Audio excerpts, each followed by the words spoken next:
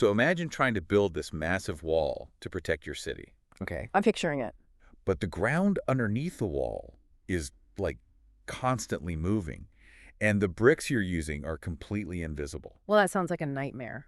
Oh, it gets worse. Your enemies can also just, teleport. Right, yeah. So basically an impossible scenario. Exactly.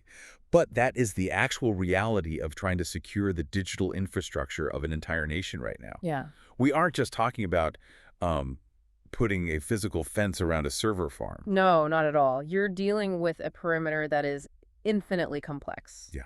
I mean, we are talking about securing a landscape that handles the explosive growth of artificial intelligence, massive data storage, and just, the total transformation brought on by the Fourth Industrial Revolution. You're trying to defend a border that essentially exists everywhere and nowhere all at once. And that sheer scale, Wow. that's exactly what we are looking at today with the Kingdom of Saudi Arabia's Vision 2030. To pull off a national digital transformation of that magnitude, I mean, they needed a master rule book. They absolutely did. So today, for this deep dive, we're unpacking a really fascinating document. It's the Essential Cybersecurity Controls, specifically the ECC2 2024 version. Right, and that was published by Saudi Arabia's National Cybersecurity Authority, or the NCA. Yeah, the NCA. And our mission today is to essentially extract the foundational principles from this massive playbook. We want you, the listener, to understand the architecture of modern digital safety. Because honestly, looking at this framework gives you a rare window into how a sovereign nation actually goes about mandating digital protection. Exactly. So you can apply it yourself, whether you're managing some massive corporate network or just like trying to lock down your own personal data. It covers everything from government agencies to critical national infrastructures that literally keep the country running. But okay, before we get into the weeds of these rules, I have to ask a clarifying question right off the bat. Sure, go for it. When we look at this huge list of controls, are these just polite industry suggestions, or is this actual law? Like, does this carry weight? Oh, it carries massive weight. Under High Order number 57231, this is entirely mandatory. Wow, okay. Yeah, any government agency or private sector entity that operates critical national infrastructures, they absolutely must abide by these specific NCA controls. So it's not optional. Not even a little bit. The underlying message here is a major paradigm shift, really. Yeah. Cybersecurity is no longer viewed as, an optional IT upgrade. Right, or like a nice-to-have feature if you happen to have budget left over in December. Exactly. It is now officially classified as a fundamental matter of national security. So if a nation decides that cybersecurity is mandatory law, how do they actually organize that? Because you can't just mandate that everyone, be safer or tell them to buy a bigger firewall. Right, that doesn't work. You need a highly methodical architecture.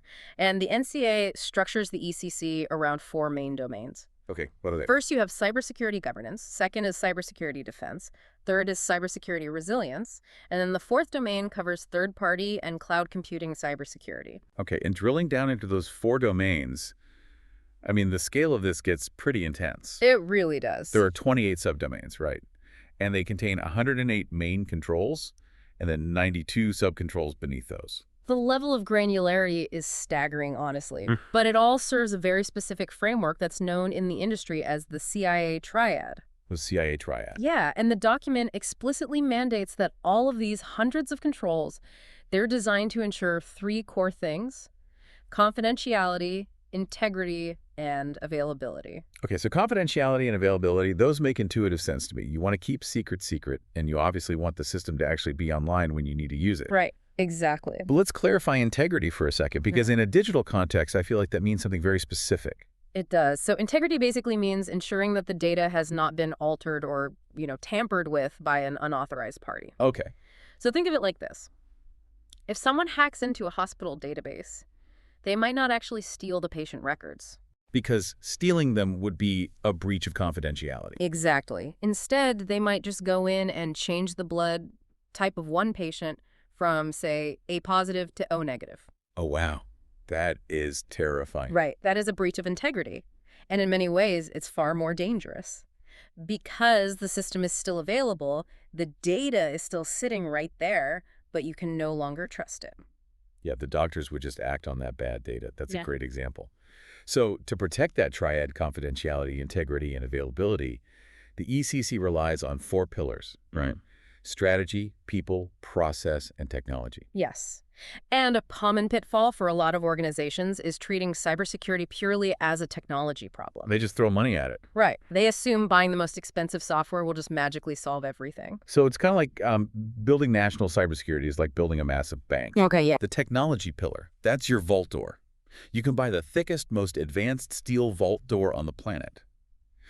But the people and the process pillars, those represent the guards standing outside that vault and, the strict rules for who actually holds the keys. I love that analogy. Because if you only focus on upgrading the vault door, an attacker doesn't even need to break it down. They just bypass it entirely by, bribing the guard or stealing the key. Precisely. You need the door, the guards, and the rules all operating in total synchronization.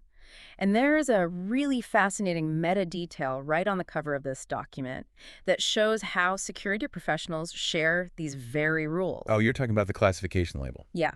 It is labeled TLP white. Right. I saw that traffic light protocol thing. Yeah. Walk us through how that color system actually dictates how they share information. So the traffic light protocol, it's a global standard used by security teams to very quickly communicate how sensitive a piece of information is. If you receive a document that is marked TLP red, it is strictly confidential to you, the recipient. You can't forward it, you can't discuss it with your team, it stops with you.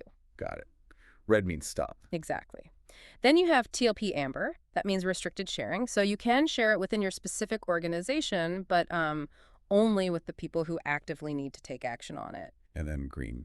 TLP green broadens it out a bit more. You can share it within a specific industry or a professional community, but it can never be published on public platforms. Which leads TLP white. Right. TLP white means the information carries zero restrictions. It is entirely public. Okay, so by classifying the ECC as TLP white, the NCA is making this deliberate strategic choice. Yes. They want radical transparency about their baseline expectations. They want every vendor, every software developer, and honestly, every citizen to be able to read this playbook. So the playbook itself is completely open to the public, but the enforcement inside these actual organizations has to be incredibly strict. Oh, absolutely. Let's focus on those guards we mentioned earlier in the bank analogy. How does the ECC mandate control over the human element? Because, humans are notoriously the most unpredictable part of any system. They really are. And the ECC tackles the human element immediately under its governance domain.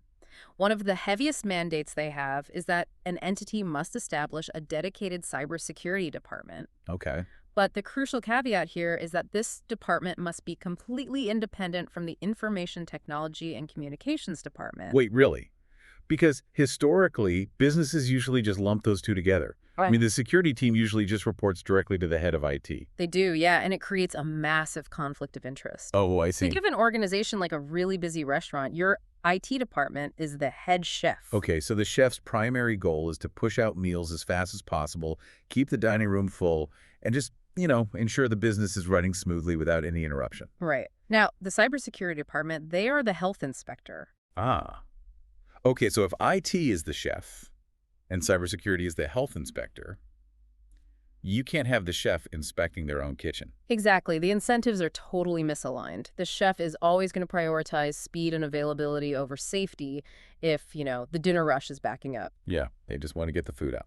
But the health inspector needs the absolute authority to stop service immediately if they see raw chicken sitting on the counter. Even if it costs the restaurant a ton of money in the short term. Exactly. By forcing those two departments to be independent, the ECC basically ensures that security protocols aren't quietly ignored just to meet some IT deadline. That makes perfect sense. And that separation of powers, it extends all the way down to the individual employees, too, through the human resources control. Oh, yeah.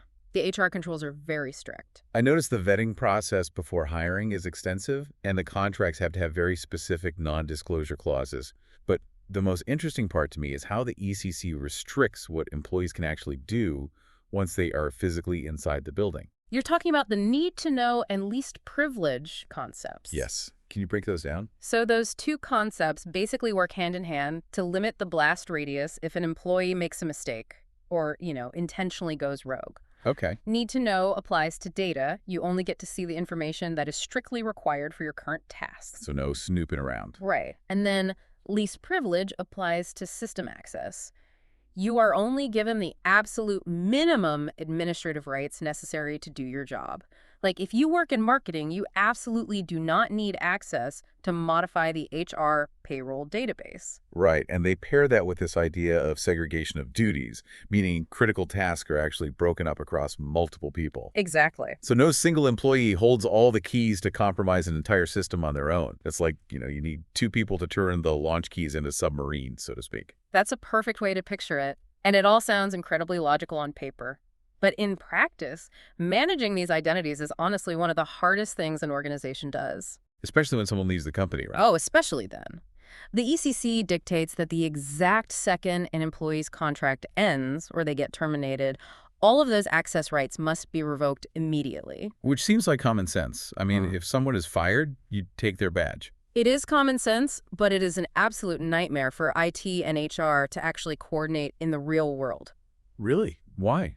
Well, usually HR terminates an employee on, say, a Friday afternoon, but the paperwork doesn't actually reach the IT department until Tuesday. Oh, I see. So for 3 days, a disgruntled former employee still has completely active passwords to the company's internal network. Oh, wow, that is a huge gap. Right. The NCA recognizes that administrative gap as a massive vulnerability, which is exactly why immediate revocation is a hard, punishable mandate in the rules. Okay, so we have these highly vetted employees, their access is severely restricted, and IT is completely separated from security. But these people are still building things, right? Right, they are. They are writing code, they're developing apps, and designing networks for the nation's infrastructure. If a developer accidentally writes a massive flaw into a piece of software, all those HR controls are kind of useless. True. So how does this rulebook catch bad code before it goes live? This dives into the whole life cycle of technology project management. The core philosophy of the ECC here is that you must build security in from the foundation. You can't just try to bolt it on as an afterthought. Right. So they mandate that cybersecurity risk assessments have to be conducted at the very early stages of any technology project. Okay, let me push back on that for a second on behalf of the listener. Go for it. 6 years is a lifetime in the technology sector, right? Yeah. If I am a startup or even a government agency trying to build some cutting-edge AI tool, and I have to pause for a comprehensive vulnerability assessment every single time I update a line of code, I mean, I'm going to lose my competitive edge. It definitely slows things down. Doesn't that massive amount of red tape just kill the speed of innovation? Well, the tension between moving fast and staying secure, that is essentially the defining struggle of modern tech. But let's look at the reality of supply chain attacks for a minute. Okay. Software developers frequently use open source code libraries. It makes their applications run faster. It saves a ton of development time. Sure, you don't want to reinvent the wheel. Right. But imagine a team pulls a seemingly harmless code library off the internet to run, I don't know, the user interface of a power grid management tool. And that library hasn't actually been vetted. And it turns out that library contains a tiny hidden backdoor that was written by a state-sponsored hacker like 3 years ago. Oh, man. If you skip the risk assessment just to move fast, you literally just deployed a backdoor directly into your national power grid. Wow. Yeah, that puts it in perspective. Fixing a vulnerability after a product is launched into the live environment is infinitely more costly and exponentially more dangerous than finding it during development in an isolated testing environment. Which is exactly why the ECC is so strict about network isolation, isn't it? Yes. They mandate that the production network, like where the live data and the real users live, that has to be completely separated from the testing and development networks. It has to be logically or physically separated. The sandbox where the developers are playing around, breaking things, and testing new code, that sandbox can never, ever touch the real-world data. So you evaluate the risks in the sandbox, you test the patches in the sandbox. Exactly. You review all your secure configurations in the sandbox, and only when it is mathematically proven to be safe does it actually cross over the air gap into the live production environment. Okay, so let's follow that software's journey. It survives the sandbox, it gets the green light, and it goes live into production. Right. Now it is facing the open internet. The day-to-day battle begins. How does the ECC handle the tangible tactical defense mechanisms on the front lines. So this is the cybersecurity defense domain, and this is where the controls become highly technical. Give me an example. Well, first and foremost, relying on just a static password is no longer acceptable for critical systems. The ECC mandates multi-factor authentication, or MFA. Especially for remote access, right? Exactly, or anyone holding privileged accounts. Because passwords are just too easily compromised these days through, phishing or data leaks. You need the password plus something else, like a randomized code sent to an authenticator app or a physical hardware token plugged into your machine. Right. But they go much deeper than just user logins. They specifically target the most common entry point for attackers, which is the inbox. Email. Yeah, email. The ECC requires robust protection against advanced persistent threats, or APTs. What exactly does that mean in practice? Well, these are sophisticated long-term cyber attacks that often use zero-day malware. And zero-day just means the malware is so brand new that traditional antivirus scanners don't even have a signature to recognize it yet. And those threats, they almost always sneak in through email. I mean, someone in finance clicks a link that looks like a normal invoice, but it's actually a payload. Happens all the time. So to stop this, the ECC mandates the use of validation protocols for the entity's email domains.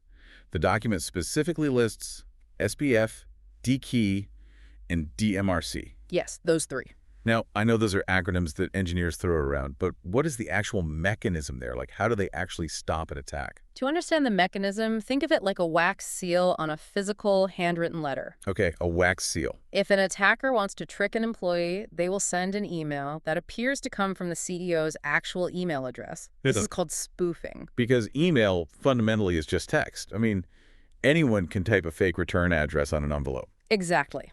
But SPF, DKIM, and DMRC, they work together to create an invisible cryptographic signature on the email. Oh, I see. So the receiving server looks at the incoming message, and it checks that invisible digital signature against a public registry belonging to the real CEO's domain. So the server basically checks the wax seal.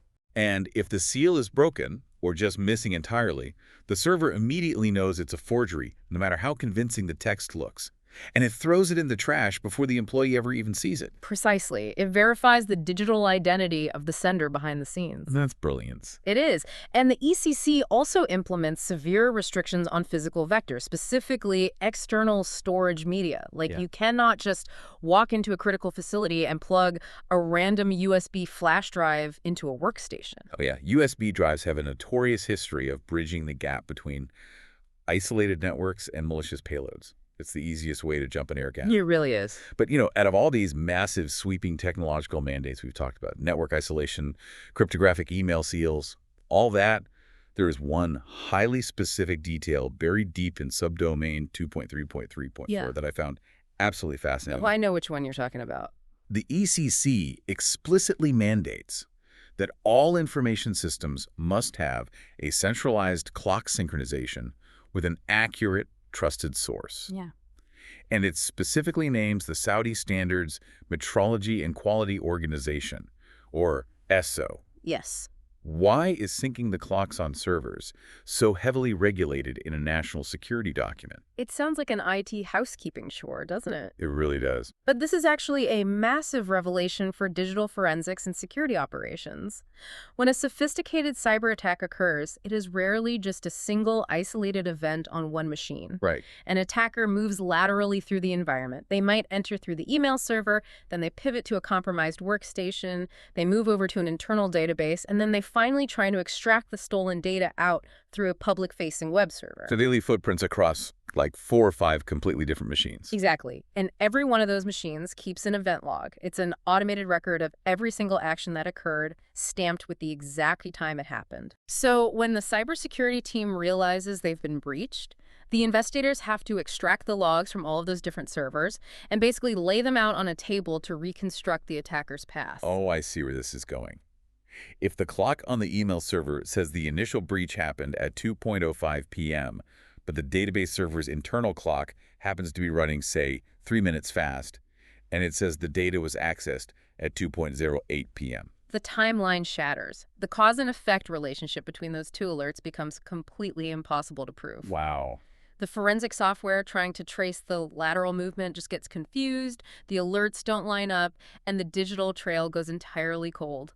The investigators literally can't figure out how the attackers got in, where they went, or what they took. That is wild. It's exactly like a heist movie, but in reverse. How do you mean? Well, you always have that scene where the criminal crew stands in a circle and synchronizes their watches down to the second right before they rob the casino. Right. So every step of the plan executes perfectly. But here, the defenders are syncing their server clocks down to the millisecond so they can catch the bad guys after the heist happens. That is a perfect analogy. By mandating that every single router, server, and firewall synchronizes its clock to a single trusted national source like CISO, the NCA basically guarantees that when an incident occurs, the defenders have a mathematically perfect, unified timeline to hunt down the threat. That is incredible. It is such a tiny, seemingly mundane detail, but it literally supports the entire weight of a post-breach investigation. It just shows the sheer depth of thought that went into building this framework. It really highlights how interconnected digital infrastructure is. I mean, a single clock being off by 5 seconds can compromise a national investigation. Which I think brings this massive national-level conversation directly back to you, the listener. Definitely. We spent this time looking at how a sovereign nation secures its most critical assets. But why does this specific framework matter to the person listening right now? Well, because the underlying mechanics of vulnerability are universal. A hacker exploits a small business network using the exact same logical pathways they use to exploit a national grid. Exactly. Whether you are managing a small local startup, building a new app in your garage, or honestly just trying to protect your personal bank accounts online, the ECC is kind of the ultimate cheat sheet for digital survival. You don't need a royal decree or a national mandate to apply these lessons. Right. If you are an entrepreneur building a product, you can adopt the principle of isolating your test environments from your real customer data today. And if you are just managing your own digital footprint, you should absolutely be implementing multi-factor authentication on every sensitive account you have. You can even practice least privilege right now. Just go into your phone settings and revoke microphone and location access for apps that simply don't need it to function. Exactly. You can be the independent health inspector of your own digital life. The blueprint is right here, and because it's classified as TLP White, like we talked about, it is completely free and open for anyone to learn from. It is a truly remarkable resource. But as we wrap up this deep dive, there is one final, lingering detail in the introductory text of the ECC that I think is really worth thinking about. What's that? The NCA specifically noted that this document, the ECC2 2024, is an update. It completely replaces the previous version of this master rulebook, which was written back in 2018. Ah, yes. And in the realm of technology, 6 years is multiple lifetimes. Right. The threat landscape of 2018 is unrecognizable compared to today. Completely. The previous version just couldn't fully account for the realities of modern generative AI or, the rapid complex shift to decentralized cloud computing or these highly sophisticated new tactics developed by global cyber syndicates. So the NCA had to completely rewrite their ultimate security rulebook just to keep up with the shifting ground beneath their feet. Which leaves us with a final question for you to mull over. It's a big one. If a sovereign nation, with all of its vast resources and top-tier talent, has to constantly tear down and rebuild its foundational security architecture every few years just to stay afloat, how long until the digital defenses that you and I rely on today become completely obsolete? It really forces us to rethink what security actually means. Is cybersecurity ever actually a finished destination? Or is it just an endless, exhausting race against an invisible adversary? Because when you are building the blueprints for a digital nation, unlike a physical skyscraper, the concrete never actually sets.